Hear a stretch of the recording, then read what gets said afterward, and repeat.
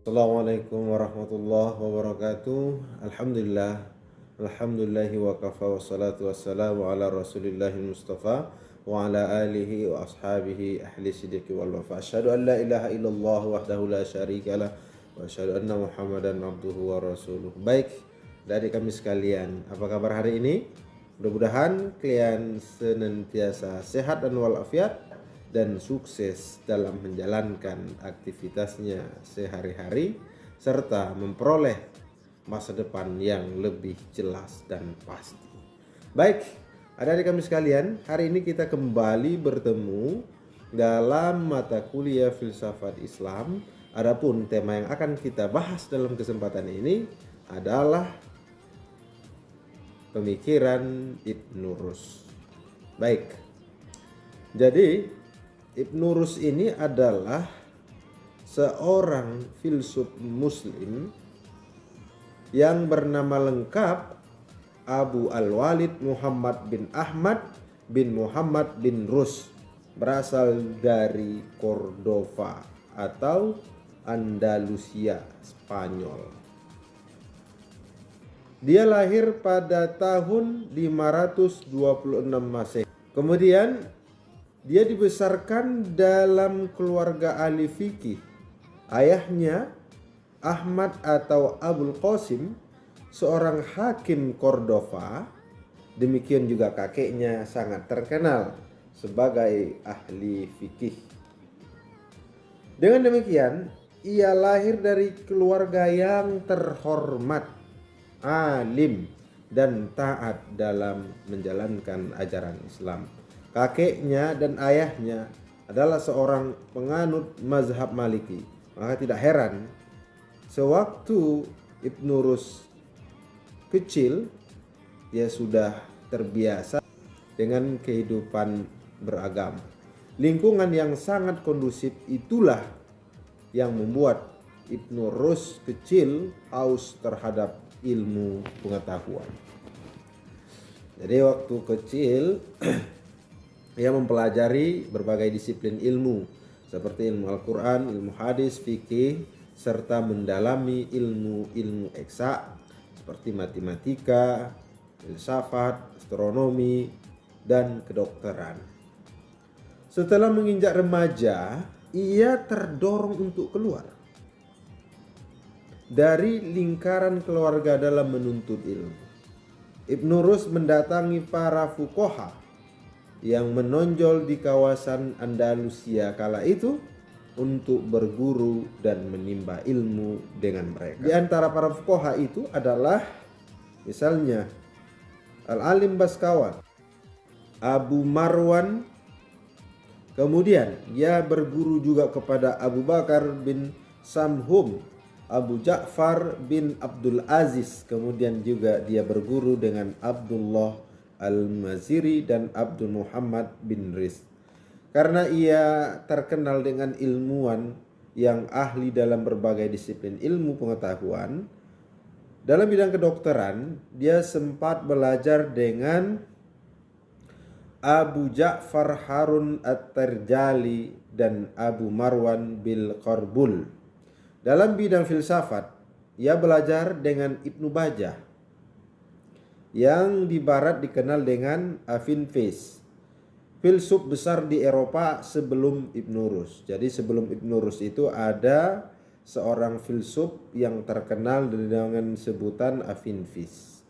Selain itu, ia juga berhubungan dengan Dr. Aburmawan bin Zuhr dan Raja dinasti Muwahhidun.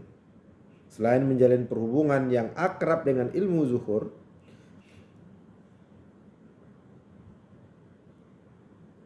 Ibnu Rus juga sampai berhubungan baik dengan kerajaan Islam Muwahhidin, terutama dengan Amir ketiga Khalifah Abu Yusuf Al-Mansur. 2 tahun kemudian beliau dilantik menjadi hakim di Cordova. Kemudian dilantik sebagai dokter istana pada tahun 1182 Masehi. Namun sayang, karena ajaran filsafatnya banyak ulama yang menentang. Nah ini dia, banyak ulama yang menentangnya. Kemudian Bahkan ada yang menyatakan Ibnu Rus kafir.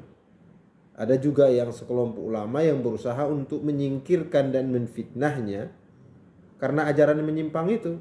Atas tuduhan itulah Ibnu Rus diasingkan oleh pemerintah ke sesuatu tempat yang bernama Lucena. Tidak hanya itu, banyak di antara karya-karya filsafatnya dibakar, kemudian diharamkan untuk dipelajari. Ini sesuatu hal yang sangat mengerikan bagi Ibnu Rus. Setelah beberapa orang terkemuka dapat meyakinkan Khalifah Al-Mansur pada saat itu, bersihlah tuduhan dari Ibnu Rus dari fitnah dan segala yang mencoreng namanya.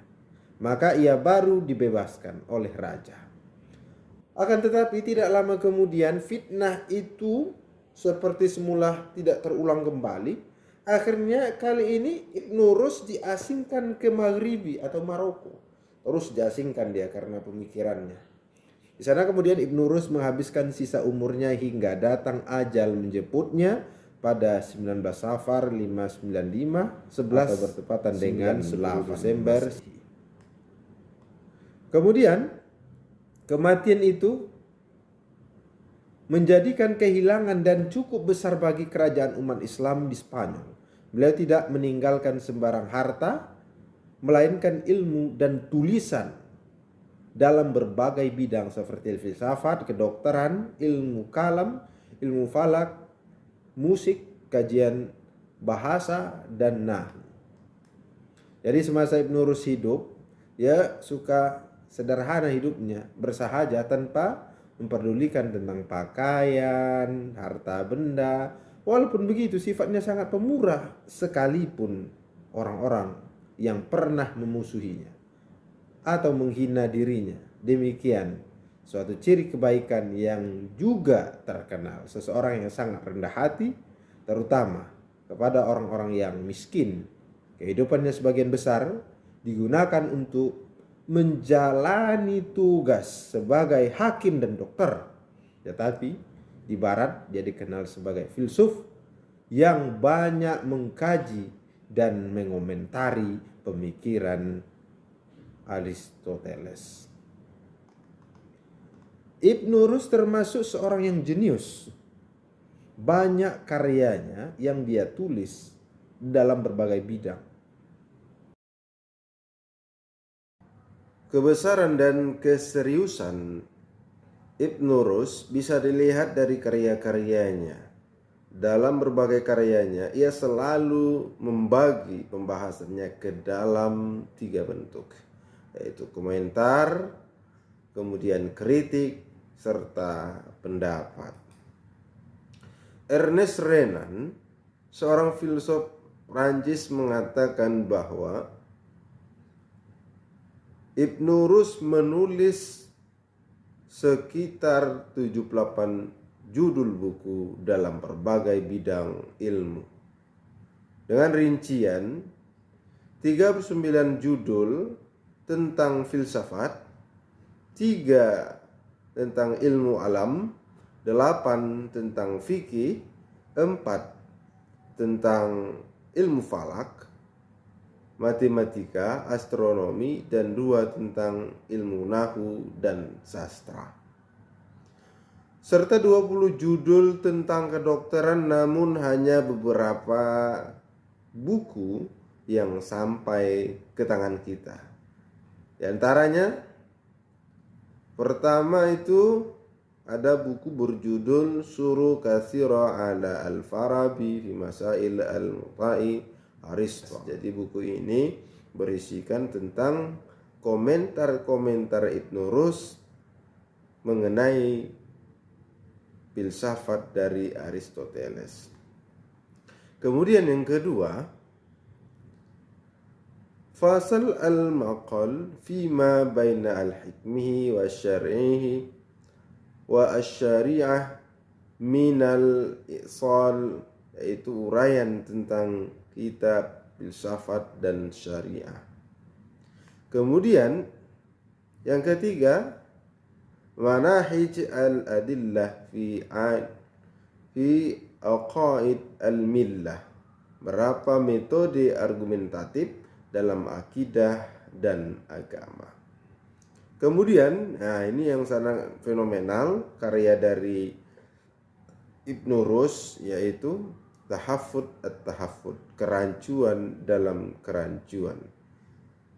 Buku ini ditulis karena menanggapi atas buku Imam Al-Ghazali tentang Tahaffud al-Falasifah, kerancuan para filsuf. Jadi begitu banyak karya-karya beliau yang lain, namun hanya beberapa lah yang kita jumpai karena kontroversi itu. Ibnu Rus adalah seorang ulama yang memiliki pengetahuan luas dan dalam terhadap filsafat Aristoteles. Kegemarannya terhadap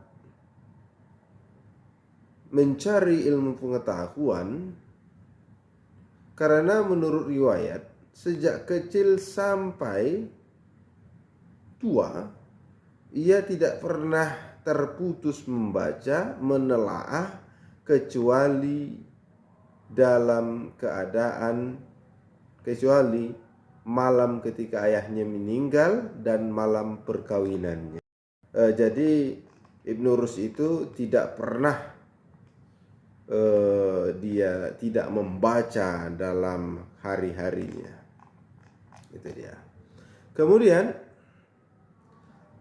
pemikiran Ibnu Rus ini, kalau kita lihat daripada pemikiran beliau melalui karya-karya yang ia tulis, beberapa ahli berpendapat dari sekian karya Ibnu Rus yang bisa diambil dari spirit perumusan dan pengembangan fikih adalah 3 bukunya: Fasal al-Maqal, Al-Qasaf, Al-Manhij al-Adillah, dan Tahaffud al-Tahaffud.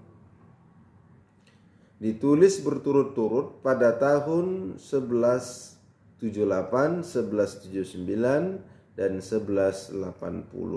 Merupakan karya terpenting.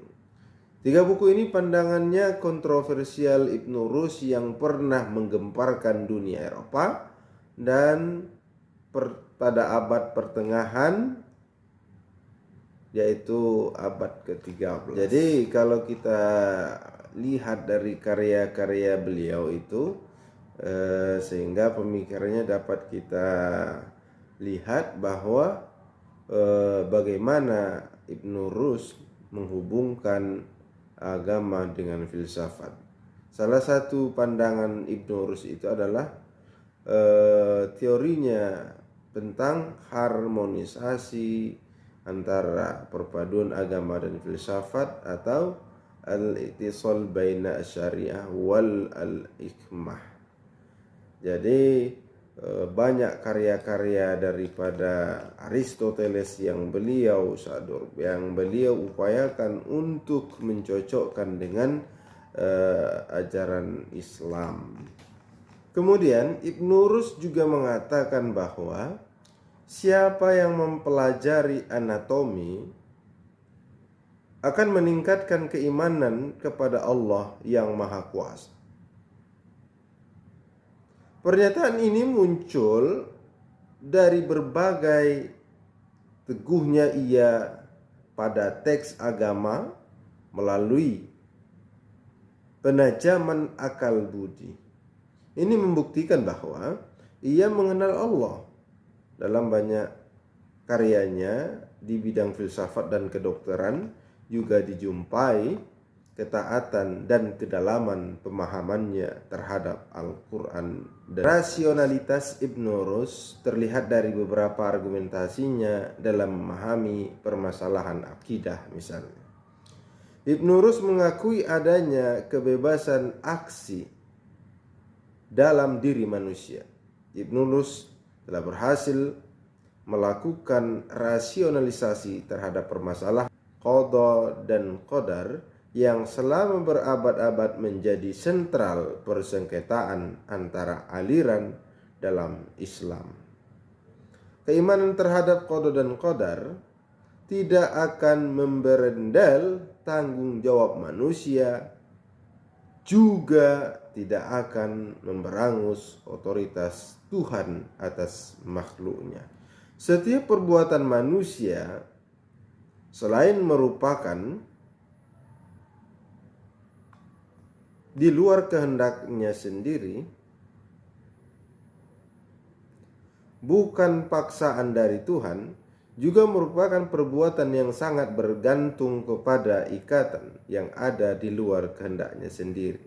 Ikatan tersebut adalah ciptaan Tuhan yang lepas dari intervensi manusia. Perbuatan manusia adalah kehendak sendiri dengan aturan pelaksanaan yang telah ditentukan oleh Tuhan. Rasionalitasnya dalam masalah akidah terlihat pula dalam menyelesaikan permasalahan kausalitas Islam. Ketika para ahli kalam menjustifikasi kemukjizatan seorang rasul, maka mereka secara tidak sadar telah tergiring kepada suatu pengingkaran terhadap kausalitas di dalam alam semesta. Tidak ada ketetapan hukum di dalam alam semesta. Semuanya hanya berupa kebiasaan. Semua kejadian di alam semesta merupakan ciptaan dan kehendak Tuhan yang mampu melakukan apa saja yang Ia kehendaki. Ibnu Rus dalam hal ini mampu memberikan argumentasinya yang berbeda sama sekali dengan argumentasi pada ahli kalam.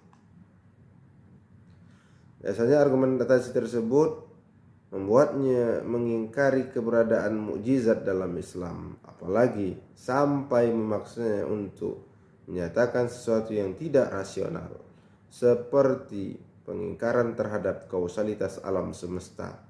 Kebenaran seorang nabi tidak hanya didasarkan pada mukjizat yang dibawanya, melainkan pada muatan risalah yang diemban.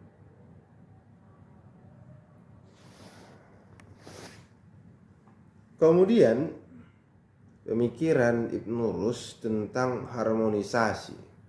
Jadi nilai progresivitas pemikiran Ibnu Rus terlihat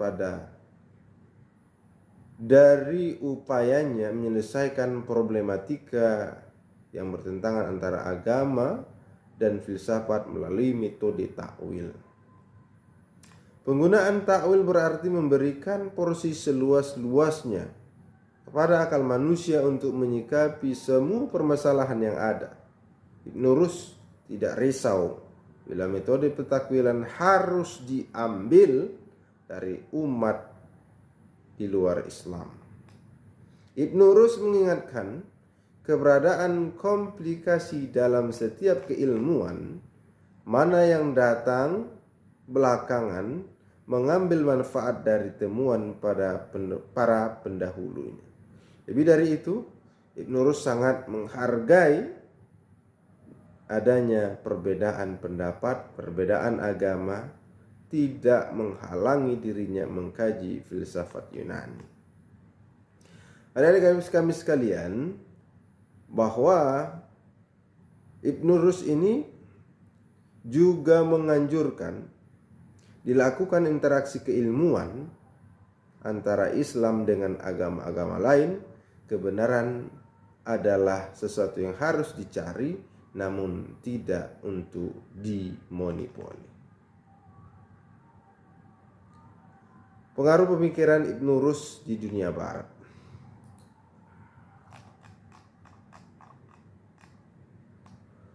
Kenyataan yang tidak terbantahkan bahwa kemajuan peradaban barat sejak abad ke-12 tidak terlepas dari sumbangsih filsuf muslim dan tokoh-tokoh saintis lainnya. Rasionalitas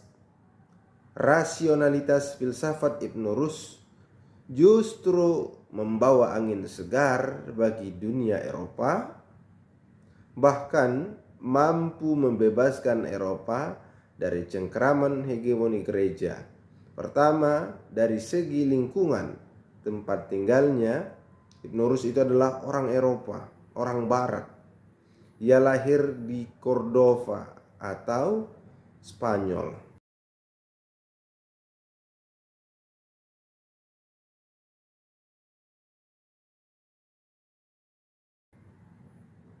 Jadi kalau kita lihat daripada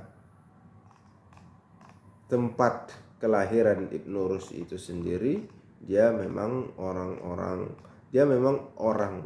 Eropa yang kemudian pemikirannya pun berkembang di Eropa. Kenyataan yang tak terbantahkan bahwa kemajuan peradaban Barat Eropa sejak abad ke-12 tidak terlepas dari sumbangan peradaban Arab Islam yang dikembangkan oleh tokoh-tokoh filosof, saintis Muslim. Orang-orang Barat menimba ilmu dari orang-orang Islam yang membangun peradaban mereka setelah mendapat sentuhan dari peradaban Islam.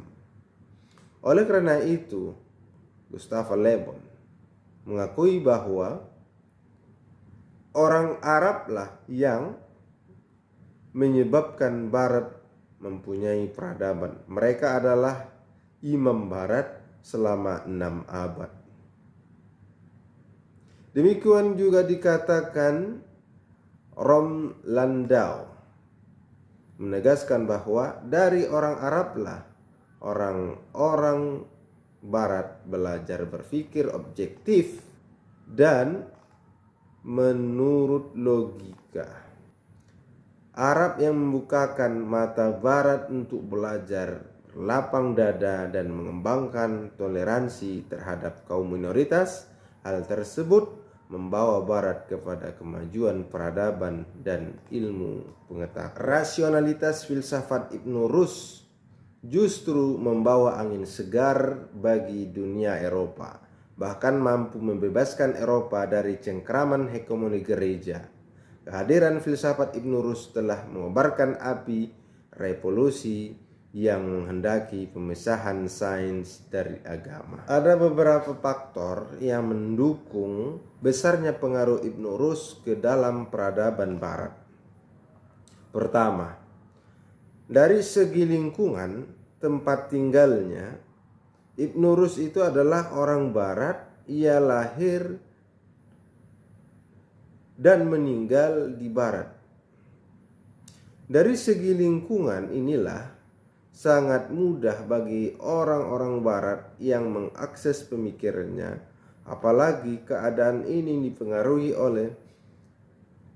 dipengaruhi pula oleh sikap umat Islam di belahan timur yang kurang bersahabat dengan filsafat Al-Ghazali, menyerang filsafat dan mengkafirkan filsuf. 2. Ibn Rus adalah pemikir Muslim yang sangat tertarik pemikiran filsuf Yunani Aristoteles. Ibn Rus berjasa dalam menghadirkan kembali warisan Yunani kuno kepada Barat.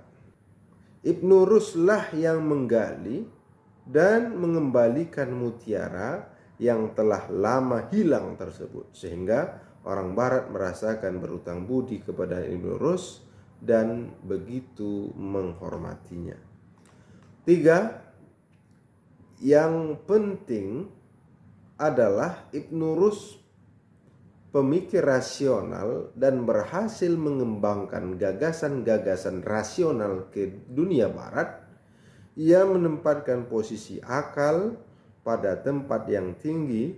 Inilah yang kemudian berkembang dan sangat berpengaruh pola pikir Barat sejak abad pertengahan akhir. Namun, diakui atau tidak, kehidupan memang tidak selamanya berjalan mulus. Kalangan ortodoks Yahudi ternyata tidak begitu saja membiarkan kehadiran filsafat tersebut.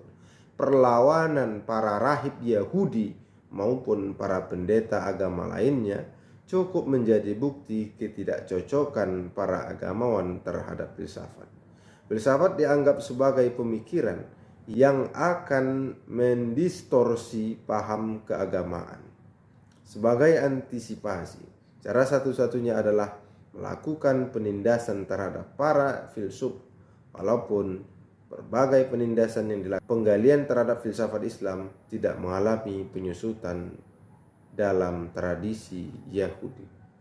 Terjadilah perpindahan etnis Yahudi dari Andalusia menuju Provinsia, dibarengi dengan penerjemahan keilmuan Islam secara besar-besaran dan jasa filsafat Yahudi bernama Laun Afriki.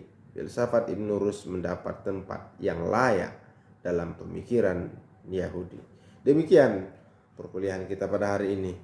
Mungkin ada di antara teman-teman yang ingin bertanya tentang tema yang kita bahas. Kepada teman-teman sekalian, kami persilahkan